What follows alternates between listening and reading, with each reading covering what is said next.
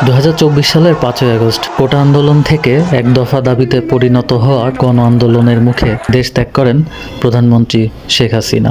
আর এর ফলে বর্তমান প্রজন্ম পরিচিত হয় নতুন এক সরকার ব্যবস্থা, যার নাম অন্তর্বর্তীকালীন সরকার। আর সংবিধানে উল্লেখ না থাকলেও কিভাবে গঠন করা হয় এই অন্তর্বর্তীকালীন সরকার এবং তত্ত্বাবধায়ক সরকারের সঙ্গে এর পার্থক্য কি, এই সব কিছু নিয়েই আলোচনা করব আজকের ভিডিওতে।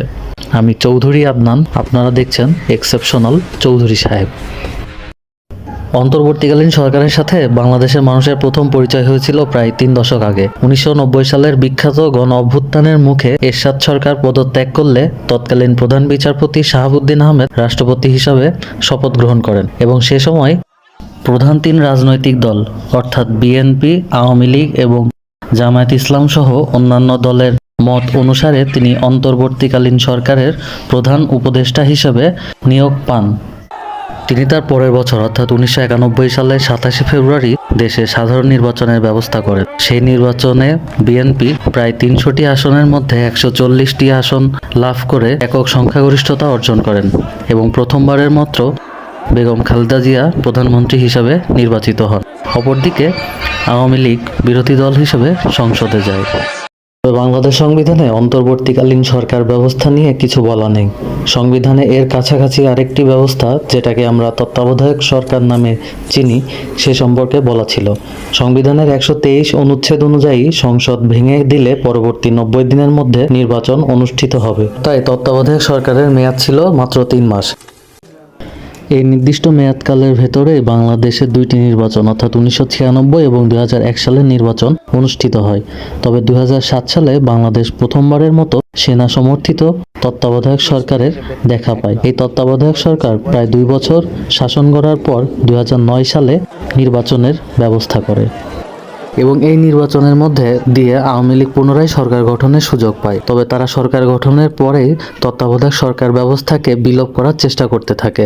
2011 সালের 10 মে সুপ্রিম কোর্ট এই তত্ত্বাবধায়ক সরকার ব্যবস্থাকে অসাংবিধানিক বলে রায় দেয়। ফলে এর পরের 2টি নির্বাচন অর্থাৎ 2018 এবং 24 সালের নির্বাচন ক্ষমতাশালী আওয়ামী লীগের অধীনেই নির্বাচন অনুষ্ঠিত হয়। বাংলাদেশ সংবিধান অনুযায়ী প্রধানমন্ত্রী বেশিরভাগ ক্ষমতারই অধিকারী। সংবিধানের 57 অনুচ্ছেদ অনুযায়ী প্রধানমন্ত্রীর পদ শূন্য হয় যখন তিনি রাষ্ট্রপতির কাছে পদত্যাগপত্র জমা দেন অথবা তিনি যদি সংসদ সদস্য না থাকেন। এছাড়াও সংবিধানের 57 অনুচ্ছেদ অনুযায়ী প্রধানমন্ত্রী যদি রাষ্ট্রপতিকে সংসদ ভেঙে দিতে লিখিতভাবে অনুরোধ করেন, তখন রাষ্ট্রপতি তার বিশেষ ক্ষমতা বলে সংসদ ভেঙে দেন অর্থাৎ মন্ত্রিসভা ভেঙে দেন। তবে সংবিধানের 57 অনুচ্ছেদ অনুযায়ী প্রধানমন্ত্রী এই পদে তার পরবর্তী উত্তরাধিকার নির্বাচন হওয়ার আগ পর্যন্ত বহাল থাকতে পারেন। এছাড়া বাংলাদেশ সংবিধানে ভারপ্রাপ্ত প্রধানমন্ত্রী বলে কোনো পদ নেই।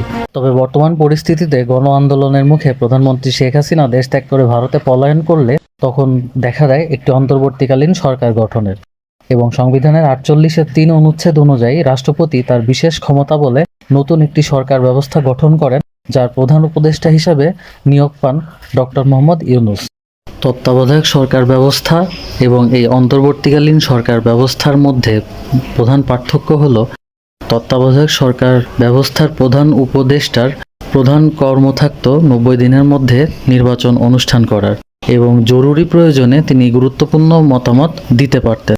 তবে এই অন্তর্বর্তীকালীন সরকার ব্যবস্থায় প্রধান উপদেষ্টার এরকম কোনো বাধ্যবাধকতা নেই, অর্থাৎ 90 দিনের মধ্যে নির্বাচন অনুষ্ঠান করার বাধ্যবাধকতা তার নেই।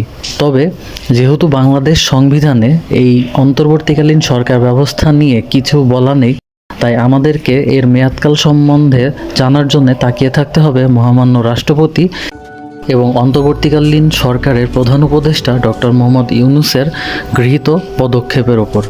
তাদের মতামতের ভিত্তিতেই এই অন্তর্বর্তীকালীন সরকারের মেয়াদ ঠিক হবে। সো ভিউয়ার্স, এটাই ছিল আমাদের আজকের আয়োজন। ভিডিওটি যদি ভালো লেগে থাকে তাহলে অবশ্যই আমার চ্যানেলটি সাবস্ক্রাইব করবেন।